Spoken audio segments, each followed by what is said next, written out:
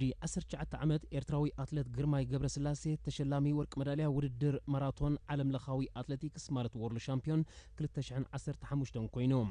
በቁጣጥራ ኤርትራ ቀዳም ለይቲ ሰዓት 2:50 ጀሚሩ 2 ሰዓትን 12 ደቂቃን ዝወሰደ እቲ ዝኸበደን ዝለዓለ ሸፈነን ትኩረትን ዝወሃቦ ውድድር ማራቶን ደቂ ተባዕትዮ ብዝደንቕ ዓወት ኤርትራዊ ግርማይ ገብረስላሴ ክዛዘም ከሎ ቀዳሚት መዳልያ መበል 15 ውድድር አትሌቲክስ ዓለም ኣብ ክሳድ ኤርትራዊ አትሌት ቀዳሚቲ ሃገራዊ መዝሙር ዝውድድር ናይ ሃገረ ኤርትራ ቀዳማይ ኣብ ፖዲዮም ዝደየበ አትሌት ድማ ኤርትራዊ ተቀዳማይ ግርማይ ገብረስላሴ ኮይኖም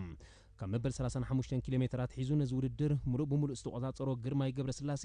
ነቲ ኣብ መበል 38 ኪሎ ሜትር ኣርኪቦ ዝነበረ ኢትዮጵያዊ ጸጋይ የማነ ራሕሪሑ ብልዑል ወኒ ንበይኑ ብ2 ሰዓትን 12 ደቂቃን 28 ካልኢትን ሕንጻጽ ብምርጋጽ ንውልቁን ሃገሩን ብሉጽ ውጽኢት ኣመስጊቦም The world champion. ኢትዮጵያዊ ጸጋይ የማነ ካብ ግርማይ 40 ካልኢ ድሒሩ ካልኣይ ደረጃ ብምሓዝ ተሸላሚ ብሩር መዳልያ ክኸውን ከሎ ጓንዳዊ ሰለሞን ሙታይ ድማ ብ1 ደቂቃን 2 ካልኢትን ድሒሩ ሳልሳይ ደረጃ ሒዙ ንናሕስ መዳልያ በቂዑ ኤርትራ ብኣትሌት ኣማኑኤል መሰልውን ታሽዓይ ደረጃ ብምሓዝ ካብ ዘሳተፈቶም ሰለስተ ኣትሌታት ክልተ ምስ ላዕለዎት 10 ኣትሌታት ብምእታው ካልእ ታሪኹን ሰሪሓላ ውድድር ማራቶን ምስ ዘለዎ ራሕቅን ክብደትን ክሳብ 10 ደረጃ ዝሕዙ ኣትሌታት ዕውታት ተባሂሎም እዮም ዝግለጹ ኤርትራ ቅድሚ ሕጂ ኣብዚ ድሕሪ ውድድር ኦሎምፒክ ብዕቤቱ ኣብ ካልኣይ ደረጃ ስራዕ ውድድር አትሌቲክስ ኣብ 2009 ኣብ 10,000 ርሕቀት ብኣትሌት ዘርእሰናይ ታደሰ ካልኣይ ደረጃ ብምሓዝ ብሩር መዳልያ ዝተሸለመቶ እቲ ዝለዓለ ውጽኢታ ኮይኑ ተሰኒዱ ጸኒሑ ግርማይ ገብረስላሴ ቀዳማይ ወርቂ መዳልያ ዝዓተረ ኤርትራዊ ድማ ኮይኑሎ ብዘይካዚ ግርማይ እቲ ዝነኣሰ አትሌት ኣብ ውድድር ጽርግያ ወርቂ መዳልያ ዝዓተረ ብምዃን እውን ኣብ መዝገብ ክብረ ወሰን ማሕበር አትሌቲክስ ዓለም ያፍ ሰፊሩሎም 14 ሕዳር 1995 ዝተወልደ አትሌት ግርማይ ገብረስላሴ ኣብ ሓጺር ግዜ ኣብ ውድድራት ጽርግያ ከመዝግቦ ድሕሪ ዝጸንሐ ጠመተ ዝሃብዎ ውጽኢታት እዩ ካብ ትጽቢት ወጻኢ ንውድድር ማራቶን ብሒቶሞ ንዝጸንሑ 9 አትሌታት ኬንያ ኢትዮጵያን ኡጋንዳን ረቲዑ ሃገራዊ መዝሙሩ ብኩርዓት ከዘምር ዝበቕዐ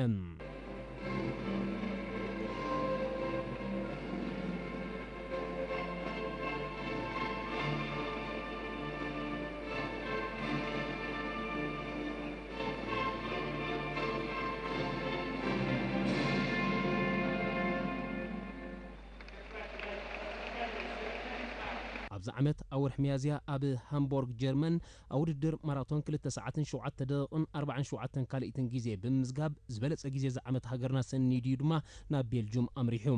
ይኹን እምበር ኬንያውያን ኢትዮጵያውያን ከምኡ ድማ ኡጋንዳውያን ኣትሌታት ኣብ ዝርሕቀት ክሳብ 2 ሰዓትን 2 ደቂቃን ዝወረደ ብሉጽ ግዜ ሒዞም ዝመጹ ብምንባሮም ኣተኩሮ ማዕከናት ዜና ሲሒቦም እዮም ናብዚ ውድድር ኣትዮም ኣብ መወዳእትኡ ድማ ብወዲ 19 ዓመት ኤርትራዊ ግርማይ ገብረስላሴ ኩሎም ተበሊጾም ኣለዉ ድሕሪ ደመዝገበ ውጽኢት አትሌት ግርማይ ገብረስላሴ እዚ ስዕድ መግለጺ ሂቡሎም ዝርዝር ውድድር ዝምልከት ድሕሪ ኮይኑ ብልክዕ ካብ 35 ኪሎ ሜትር ዝተኻለ መጠን ከመይ ገይረ ኣብ መዳልያ ዝኣተወ ዕድላት ክፈጥር ጥራይ ሓሲብ ነይረ ቅድሚ ውድድር ምኻድና እውን ብልክዕ 34.5 ክበፅሕ ካብታ ጉጅለ ክሃድም ፈቲነ ማለት እዩ ልክዕ ካዛ ሸዓብ ዝገበርኳ ስፕሪንት ጠቒማትኒ ብኣቢለ እትቕፅር ሲለ ማለት ፈቲዑ እንታቶም ዳርጋ ክሳብ 25 ኪሎ ሜትር ዝነበረ ዊልሰን ኪስታን ጽቡቕ እንታሽሙ ሰለሞን ኣደወልቲ ኸይድ ነይረ ድሕሪኡ ኣብ ክሳብ 30 ንበፅሕ ዝኾነ ይኹን መጥቃዕቲ ክገብር ስለ ዘይከኣለ ምናልባት ንኩላህና ሰዓትና መገምገም ይኮነን ፅባሕ ማዕረ እዩ ትብሪ እንታሽሙ ብልጫ ነይረ ትማሊ 30 ክሳብ ንበፅሕ ጽቡቕ ነይራ መጥቃዕቲ ክገብር ኣየስካዕን በስዋይ ከዓ ኣነ እናተይ ውሳነ ወሲነ እታ ሰዓት ምሳ ማለት እዩ ጽቡቕ ይሃላ ያሉ ብዘገር ታገራ ዘለ ነገር ገብራለ መታ ስድንተ ሲዳ ታዝ ዝሆን ሳንቲማ እንታይ ተሰሚዕካ ኣብ ቁልዕነት ካብ ዝገርፈን በኺ ይፈልጥ እንታይ ግን ተሳርፊ ነገር ካብላን ድረገጽ ሁሉ ዳርጋ ነፍሲ ኮንትሮል ገበር ነይረ ሁሉ ተኸል ኤርላይን ግን ምልእቲ ሓንቲ ዙር ዕድል ዘምናትዮም ካሜራማን ምስተነውና ክንገብር ከለና ምስ ኢትዮጵያውን ኬንያው ድሕሪ ዝነበረ ናባኻትኩም ምስ ኢትዮጵያ ደውልኩም ዳድነው እንታይ ትመጽእ ከለኹ ሽዑ أتطبقون كم عينك بدأ خبير متى تردان ولا نبعني صراحة جون مخلص على أجمل مثلاً